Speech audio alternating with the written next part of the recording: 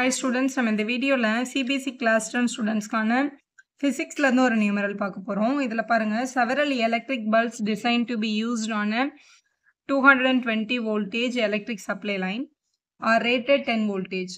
How many lamps can be connected in parallel with each other? So parallel எத்தனை bulbs வந்து நம்ம இதுல இப்படி கனெக்ட் பண்ண முடியும்?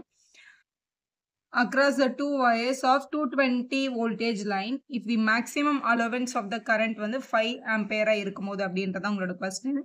ஸோ இதோட பேசிக் என்ன அப்படின்னு பார்த்தீங்கன்னா இந்த எல்லா parallel lamps-ஓட ரெசிஸ்டன்ஸே நம்ம ஆட் பண்ணும்போது நம்மளுக்கு வந்து அந்த டோட்டல் ரெசிஸ்டன்ஸோட வேல்யூ கிடைக்கும். ஏன்னா parallel-ஓட பேசிக் ஃபார்மேட் அதான். இப்போ இதில் இருக்க எல்லா பல்போட ரெசிஸ்டன்ஸையும் நம்ம R1 அப்படின்னு நம்ம எடுத்துக்கிட்டோம் அப்படின்னு வச்சுக்கோங்களேன்.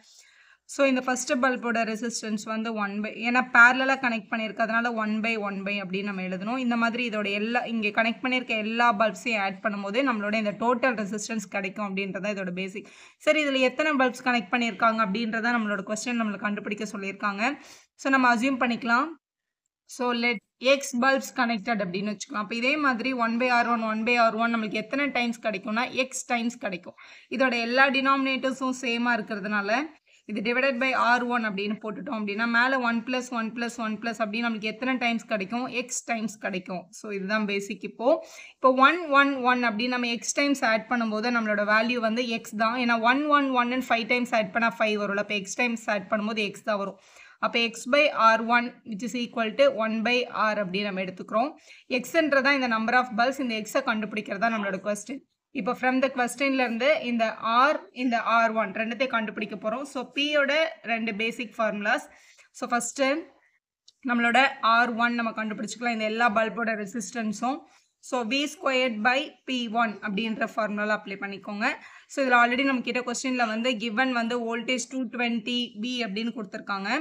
ஸோ இதில் விக்கு பதிலாக 220 வோல்டேஜ் வந்து இங்கே ஸ்கொயர் பண்ண சொல்லியிருக்கிறதுனால இங்கே ஸ்கொயர் டிவைடட் பை இங்கே வந்து P1ஓட வேல்யூ பாருங்கள், இது வந்து ரேட்டட் 10 வோல்ட் அப்படின்னு கொடுத்துருக்காங்க. ஸோ இது வந்து 10 அப்படின்னு வந்திருக்கோம் இங்கே.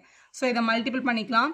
ஸோ ஆக்சுவலாக இப்போ இது வந்து 22 நம்ம மல்டிபிள் பண்ணும்போது 484 கிடச்சிருக்கோம். இங்கே 0 இருக்கிறதுனால இங்கே 00 வந்திருக்கும். டினாமினேட்டரில் ஒரு 10 இருக்குது. ஸோ ஒரு 0க்கு ஒரு 0 என்ன பண்ணியிருப்பாங்க? கேன்சல் பண்ணியிருப்பாங்க. ஸோ R1 = 4840 ஓம் அப்படின்னு கிடச்சிருக்கும். ஸோ R1 கண்டுபிடிச்சாச்சு. ஸோ இங்கே டோட்டல் ரெசிஸ்டன்ஸையும் கண்டுபிடிச்சிட்டோம் அப்படின்னா இங்கே நம்ம சப்ஸ்டியூட் பண்ணிக்கலாம். ஸோ இங்கே R கண்டுபிடிக்கணும் இல்லையா? ஸோ கேபிட்டல் R = நம்மளோட பேசிக் ஃபார்முலா நம்மளோட ஓம்ஸ் லா யூஸ் பண்ணி வோல்டேஜ் பை ஐ அப்படின்னு நம்ம எழுதிக்கலாம். ஸோ V வந்து ஆல்ரெடி கொஸ்டினில் இருக்குது 220 வோல்டேஜ். ஐன்றது வந்து கரண்ட் வந்து இங்கே எவ்வளோ கொடுத்துருக்காங்க அலவன்ஸ்னா 5 ஆம்பேர்னு கொடுத்துருக்காங்க. அப்போ இங்கே 5ஆல் கேன்சல் பண்ணியிருப்பாங்க. ஸோ 4 5s are 20 பேலன்ஸ் 2 திருப்பியும் 4 5s are 20. ஸோ ஆரோட வேல்யூ என்ன கிடச்சிருக்கு? 44 கிடச்சிருக்கு.